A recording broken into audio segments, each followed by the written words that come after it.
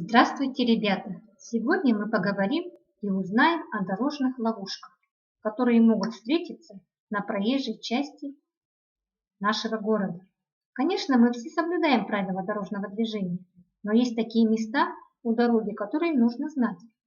Дорожные ловушки – это ситуация обманчивой безопасности, то есть это те места, где можно попасть в беду. И сейчас мы рассмотрим эти ситуации. Дорожная ловушка номер 1. Нельзя обходить стоящий автобус ни спереди, ни сзади. Стоящий автобус закрывает собой участок дороги, по которому в тот момент, когда вы решили перейти проезжую часть, может проезжать автомобиль. Кроме того, люди около остановки обычно спешат и забывают о безопасности. От остановки надо двигаться в сторону ближайшего пешеходного перехода. Ловушка номер 2. Умейте предвидеть скрытую опасность. Из-за стоящего транспорта, дома или забора, кустов может неожиданно выехать автомобиль. Для перехода проезжей части дороги нужно выбрать такое место, где дорога просматривается в обе стороны. Ловушка номер 3. Где имеются две полосы движения в одну сторону, автомобиль, приближающийся со стороны края проезжей части, может скрывать за собой другой автомобиль, как и показано на этой картинке. Обратите внимание, что здесь нет светофоров, но есть пешеходный переход. Что нужно сделать, прежде чем перейти дорогу? Нужно убедиться, что машины все остановились, посмотреть налево, дойти до середины проезжей части, посмотреть направо, тоже убедиться, что машины вас пропускают. После этого перейти до конца дороги.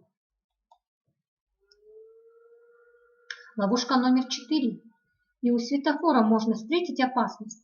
Водитель автомобилей иногда нарушает правила дорожного движения, мчатся на высокой скорости, игнорируя сигналы светофора. Недостаточно просто ориентироваться на зеленый сигнал пешеходного светофора, а убедиться в своей безопасности перед началом движения. То есть, тоже, даже если вы находитесь в том месте, где есть светофор, нужно убедиться, что машины вас пропускают. То есть остановились, и вы можете спокойно перейти дорогу. Ловушка номер 5. Перед переходом проезжей части надо оценить свои возможности и попытаться совершить переход за один прием.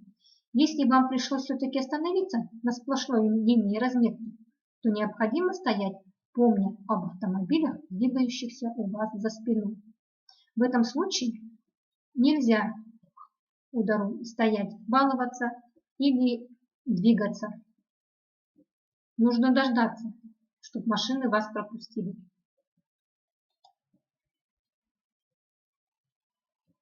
Ловушка номер 6. Арки и выезды из дворов. Места скрытой опасности.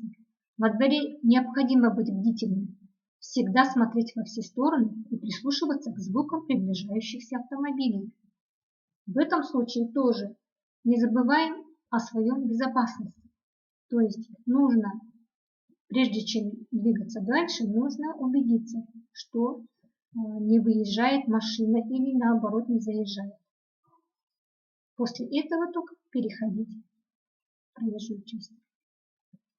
Вот мы с вами рассмотрели все 6 ловушек, которые могут встретиться у дороги. Ребята, а как вы думаете, какие еще могут быть дорожные ловушки на дорогах? До новых встреч. До свидания.